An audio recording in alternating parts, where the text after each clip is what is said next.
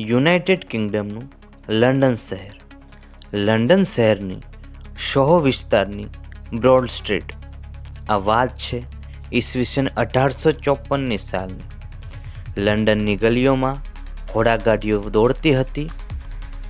રસ્તાઓના ખૂણેથી, ઘરોમાંથી, ચીમનીઓમાંથી કાળો ધુમાડો નીકળતો હતો. એ જ દિવસોમાં એક ભયાનક રોગથી શહેર કંપી ઉઠ્યું હતું અને એ રોગનું નામ હતું કોલેરા. લોકો માનતા હતા કે આ રોગ દૂષિત હવાથી થાય છે. માયઝમા થિયરીમાં માનતા હતા. પહેલાંના સમયમાં લોકો માનતા હતા કે કોઈ પણ રોગ થવા પાછળનું કારણ ખરાબ હવા હોય છે. ઝેરી હવાના કારણે લોકો બીમાર પડે છે.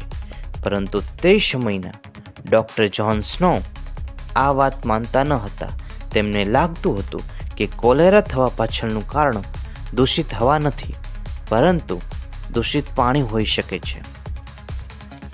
અચાનક લોકો બ્રોડ સ્ટ્રીટમાં ધડાધડ બીમાર પડવા માંડ્યા. એક સાથે ઘણા બધા લોકો બીમાર પડ્યા. ડઝનેક લોકોના મૃત્યુ થયા અને શહેરમાં હાહાકાર મચી ગયો.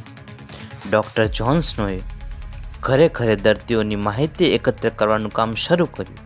કોણ બીમાર પડ્યું છે, ક્યાં રહે છે, ક્યારે લક્ષણો શરૂ થયા છે, કેવા લક્ષણો છે, પાણી કઈ જગ્યાએથી વાપરે છે. તેમણે આખા વિસ્તારનો નકશો બનાવીને દર્દીઓના ઘર પર બિંદુ મૂકતા ગયા.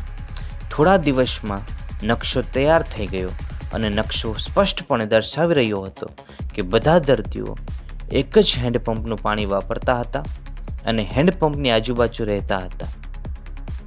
ડૉક્ટર સ્નોએ તપાસ કરી તો ખબર પડી કે નીચેના પાણીનો કૂવો ગટર સાથે જોડાયેલો હતો અને ગંદુ પાણી એ હેન્ડપંપમાં ઝરતું હતું. આ પાણી પીવાથી લોકોના શરીરમાં વિબ્રિયો કોલેરાના જંતુ રોગ ફેલાવતા હતા. શહેરના અધિકારીઓને ડૉક્ટર જ્હોન સ્નોએ વિનંતી કરી કે આ હેન્ડપંપ બંધ કરી દે, પણ અધિકારીઓ માનવા તૈયાર ન હતા.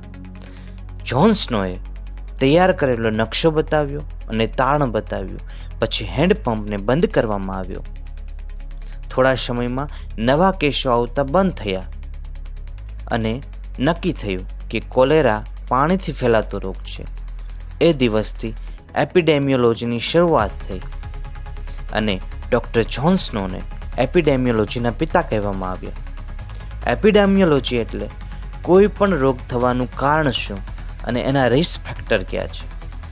જો એ કારણ જાણી શકાય કે રોગ કયા કારણથી થયો છે તો તેને અટકાવવાના પગલાં લઈ શકાય અને રોકી શકાય. એને કહેવાય છે એપિડેમિયોલોજી ઓફ ડિઝીઝ.